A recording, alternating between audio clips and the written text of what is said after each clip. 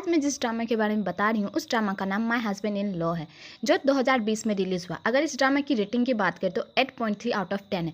मैंने ये ड्रामा देखा है और मैं आपको ये हाईली रेकमेंड करना चाहती हूँ, आप भी ये ड्रामा देखें। अगर आपको रोमांटिक कॉमेडी ड्रामा पसंद है तो आप ये ड्रामा जरूर देखिएगा। वेल, स्टोरी स्टार्ट करते। इस ड्रामा का मेन लीड थियान वो एक प्रिकली मैन होता है। बाहर से जितना वो कोल्ड दिखता है, अंदर से उतना ही काइंड हार्टेड भी होता है। वो एक इंजीनियर होता है। वही इस ड्रामा की female lead caring, soft and kind hearted होती है। वो एक थियान के घर की हाउस कीपर होती है और वो एक छोटी डिज़ाइनर भी होती है।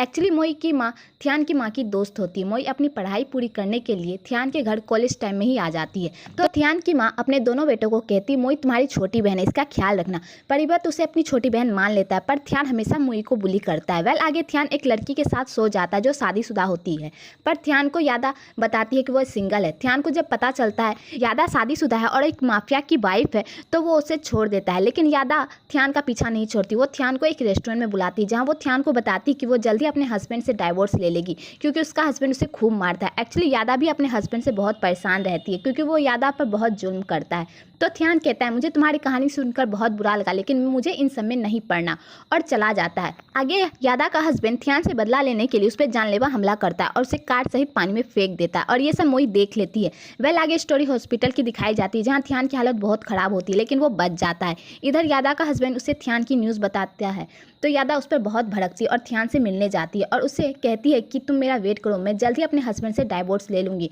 तो थियान यादा को कहता है, मेरी एक गर्लफ्रेंड है जो मेरे साथ रहती है। तो यादा कहती है, थियान झूठ मत बोलो, कि तभी वहाँ पौध आ जाता है और थियान को यादा से दूर रहने को कहता है। तो थियान कहता है, मुझे भी इसमें कोई इंटरेस्ट नहीं है, मेरी एक गर्लफ्रेंड है और हम जल्द शादी करने वाले हैं। तो पोत कहता है, तो फिर अच्छा है, तो जल्दी से शादी कर लो वरना तुम्हारे साथ क्या होगा मुझे भी नहीं पता। आगे ये सब थियान की माँ सुन लेती है और वो थियान को मोई से शादी करने को कहती है। तो थियान कहता है, मैं उससे शादी नहीं कर सकता हूँ, मैं उसे बहन मानता हूँ। तो उसकी माँ ज़बरदस्ती थियान की शादी मोई से करवा देती है, लेकिन थियान मोई से पहले ही डील कर लेता है कि वो उसकी रियल वाइफ नहीं है। जब ये सब खत्म हो जाएगा तो वो उसे डाइवोर्स दे देगा। तो मोई इन सब पर राजी हो जाती है क्योंकि वो थियान से प्यार करती है और वो इन सब से बहुत खुश होती है क्योंकि उसका सपना सच होने वाला होता है थियान की वाइफ बनने का। आगे वो लोग बैंकॉक जाते हैं तो थियान मोई को कहता है, जैसे हम पहले भाई बहन की तरह रहते थे वैसे ही अब हम रहेंगे और तुम ये रिंग नहीं पहनोगी, समझी? तो मोई मान जाती है। वेल, आपको इन दोनों की अमेजिंग केमिस्ट्री भी देखने को मिलेगी और ये दोनों कुत्ते बिल्ली की तरह लड़ते हैं। वेल, यहाँ मोई के पास एक डॉग होता है जो थियान उसके लिए बहुत पहले लाया होता है। वही थियान के पास एक कैट होती है। आगे थियान और मोई जिस कंपनी में काम करते हैं वो मर्ज हो जाती है और ये बात मोई को पता होती है कि वो थियान के कंपनी में उसके साथ काम करने वाली है और वो ये बात थियान को बताना चाहती है पर वो बता नहीं पाती। तभी वहाँ थियान के फ्रेंड आ जाते हैं और उन्हें भी उसकी शादी का पता चल जाता है। आगे थियान को ऑफिस में पता चलता है कि मोई भी उसी ऑफिस में काम करने वाली है, तो वो मोई को ऑफिस से रिज़ाइन करने को कहता है। पर मोई बहुत गुस्सा हो जाती है और कहती है, ब्रदर थियान, तुम मेरी बिल्कुल परवाह नहीं करते, क्या तुम मुझे कभी भी प्यार नहीं कर सकते? तो थियान कहता है, मैं ये सब तुम्हारे लिए ही कर रहा हूँ, हमारे डिवोर्स के बाद तुम्हारी लाइफ अच्छी हो इसलिए हमें ये बात छुपानी होगी। तो मोई कहती, मुझे ये सब नहीं सुनना, और ये कहकर रोते हुए अपने रूम चली जाती है और गुस्से से रिंग पहन लेती है और अगली सुबह रिंग पहनकर ऑफिस चली जाती है जहाँ सबको पता चल जाता है कि मोई शादीशुदा है। सब उसके हस्बैंड के बारे में पूछते हैं तो मोई अपने हस्बैंड के बारे में किसी को कुछ नहीं बताती। वेल, इधर यादा अपने डैड को मैनिपुलेट करके थियान के ऑफिस में पार्टनरशिप पर काम करने के लिए मना लेती है और वहाँ खुद काम करने ही लगती है और थियान का पीछा नहीं छोड़ती। तो थियान उसे पीछा छुड़ाने के नए नए ट्रिक अपनाता है और उससे दूर रहता है और इस काम में उसकी हेल्प उसके फ्रेंड्स भी करते हैं। लेकिन यादा थियान से मिल जाती है और उसे तंग करने लगती है। तो ये सब मोई देख लेती है और वो यादा के सामने जाकर थियान की वाइफ होने का नाटक करती है और यादा को नीचा दिखाती है। वेल, आगे थियान यादा की कंप्लेंट बॉस से करता है तो उसके बॉस उसे यादा से डील करने को कहते हैं। तो थियान अपने बॉस को बता देता है कि वो शादीशुदा है। तो थियान यादव को बिलीव कराने के लिए मोई को अपनी असिस्टेंट बना लेता है और मोई से खूब काम करवाता है। वेल, यहाँ पर भी आपको इन दोनों की नोकझोंक देखने को मिलेगी जो बहुत अमेजिंग होती है। थियान मोई को काम के रिलेटेड खूब टॉर्चर करता है। आगे थियान का लैपटॉप हैक हो जाता है जो उसे लगता है कि ये यादा ने किया है उससे बदला लेने के लिए, लेकिन ये सब मोई ने किया होता है। आगे थियान को पता चल जाता है कि ये सब मोई ने किया है। वेल, आगे थियान का बर्थडे आता है। मोई उसका बर्थडे अच्छे से मनाती है। वेल, आगे थियान अपनी माँ को कहता है उसे मोई से डिवोर्स चाहिए। तो उसकी माँ उसके सामने दो ऑप्शन रखती है, उसे डिवोर्स के लिए 10 मिलियन दो 3 महीने के अंदर, नहीं तो 3 महीने के अंदर मोई से तुम्हें रियल शादी करनी होगी। तो थियान ये सब सुनकर शौक हो जाता है। तो उसकी माँ कहती है कहीं ऐसा ना हो जाए कि तुम्हें मोई से प्यार हो जाए। तो थियान कहता है, माँ ये कभी नहीं होगा। वेल, आगे थियान मोई के साथ प्यार करने का नाटक करता है ताकि वो बता दे कि उसका लैपटॉप उसी ने हैक किया, पर मोई कुछ नहीं बताती। तो थियान उसे रंगे हाथ पकड़ लेता है और उसे मिस्टर तादा से अपना सारा डाटा वापस लाने को कहता है। तो मोई को मजबूरन तादा के ऑफिस में काम करना पड़ता है और वहाँ उसकी मुलाकात पोत से होती है। तो पोत कहता है, क्या हम एक दूसरे से पहले मिले हैं तो मोई को ध्यान का एक्सीडेंट याद आता है जहाँ पोद ने ध्यान को पानी में गिराया था। तो मोई ने ये सब देख लिया था। तो मोई स्माइल करके कहती है, नहीं, आज से पहले हम कभी नहीं मिले। और ये सब ध्यान सुन रहा होता है। आगे पोद मोई का टेस्ट ले रहा होता है, कहीं वो उसे धोखा तो नहीं दे रही।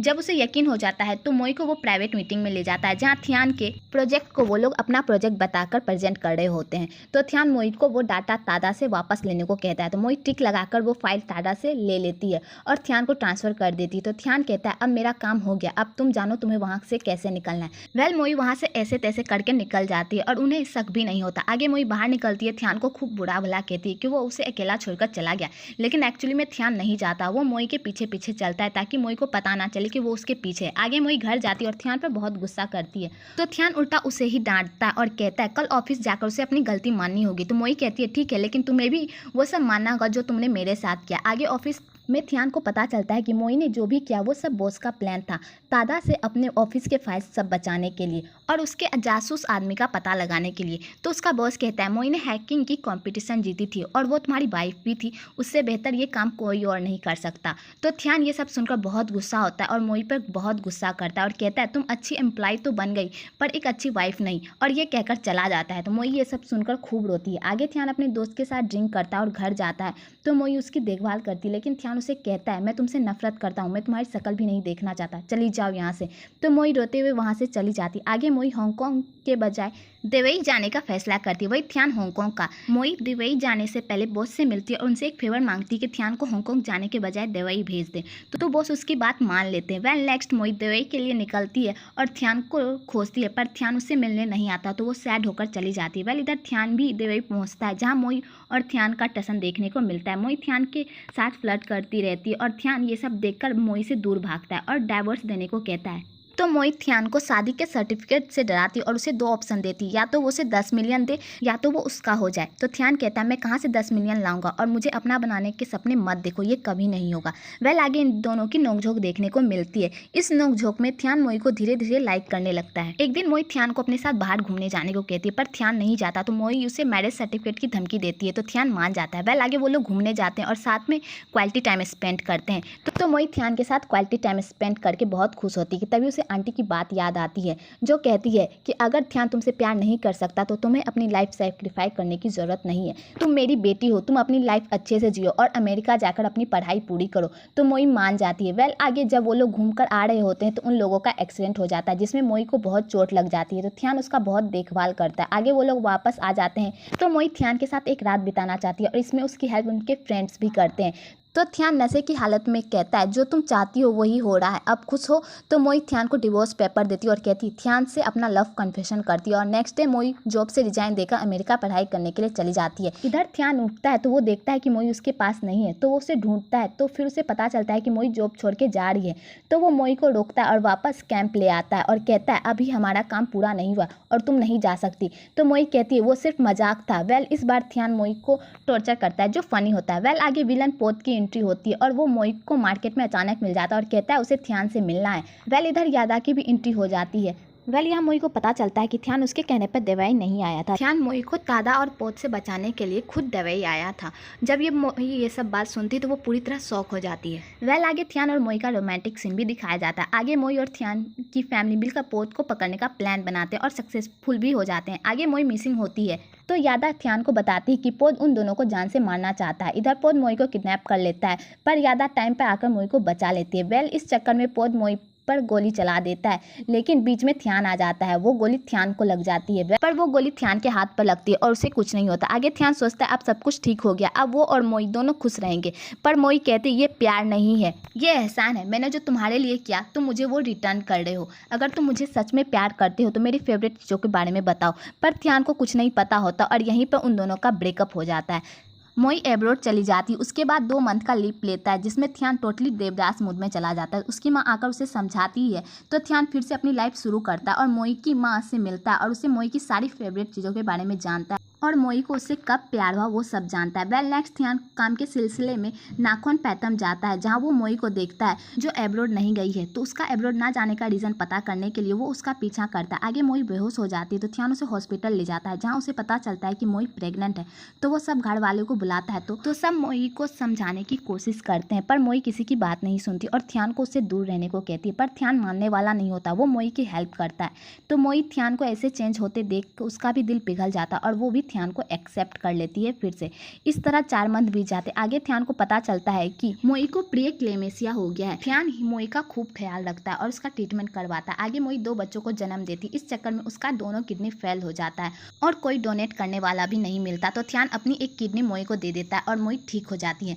वेल नेक्स्ट उन लोगों की दोबारा शादी होती है और वो लोग हैप्पीली रहने लगते हैं और यहीं पे ड्रामा खत्म होता है। अगर आपको ये ड्रामा पसंद आया हो तो एक लाइक ज़रूर करें और मेरे चैनल को सब्सक्राइब करना बिल्कुल ना भूलें। माने दिलदारा, साथे तैनूं रब